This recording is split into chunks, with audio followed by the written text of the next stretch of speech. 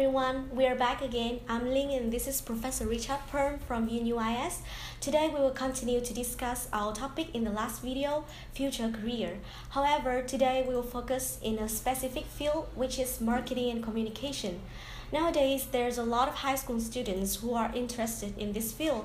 However, they do not know how to find information. And Professor Richard here, he will help us to answer some of your questions.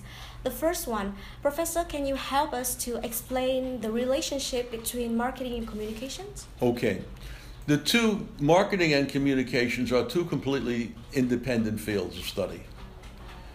Marketing is the concept of production, delivery, advertising, and sale of whatever it is you're making or selling. And communications is the exchange of knowledge.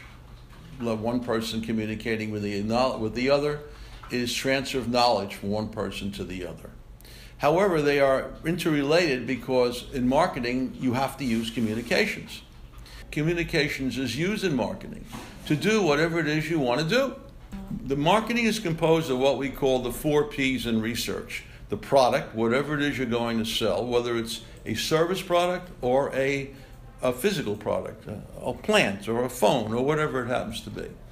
The second is the place where you're going to sell it and getting it to that place, from the factory. Production, how you're going to make it, where you're going to make it. And finally, the promotion, which is the advertising and the promotion of the product. That all has to do with marketing, plus the scientific research, which is called market research, which is the process of finding out what people really like. And it's not an easy process because people change. Now, what do you use in marketing to make this happen? Communications. You communicate with the market. You communicate with people to find out what they want. You communicate with people to try to sell them the product. You communicate with other people to have a product made. And you compete with other people to find out how much you should charge for it, the price. So all of these things are very much involved in the use of communications. Okay? Thank you, Professor. Yeah. The second question, which has been asked a lot by a lot of students about their future after they graduate. Can you please describe some of the careers in marketing and communication? Sure. Well, the two are very different. However, some of it overlaps. So careers in marketing can be anything in advertising, promotion, sales, parts of distribution, product development, product pricing. All these things are involved in marketing. And of course the research function, which is called market research, where marketers go out and find out what people like and what they don't like and what to make.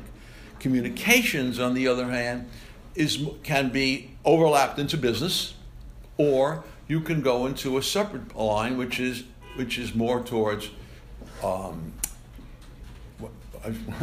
newspaper work, all right, copy promotion work, book writing work, proofreading work, teaching English, teaching communication skills. So communications can be in the teaching field, and it can also be in the business field. Journalism is part of newspaper work. Even TV work, broadcasting, is communications. And many people that study communications go into some form of broadcasting, whether it's radio or television.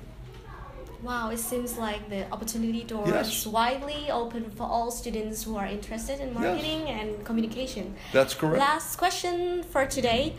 What are your advice for the students who are interested in this field? The first and most important thing you can do as a student is sit back and think about what you like to do.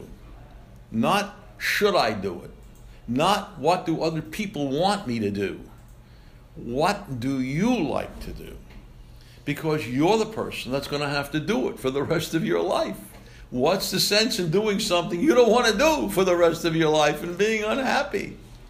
Once you decide what you like to do, after you've given it significant thought, maybe have spoken to some your parents, but also advisors in school, various people who can give you advice or can give you ideas as to what to do. Once you have done that, you sit back yourself and look at yourself and say, what is it that I really like to do?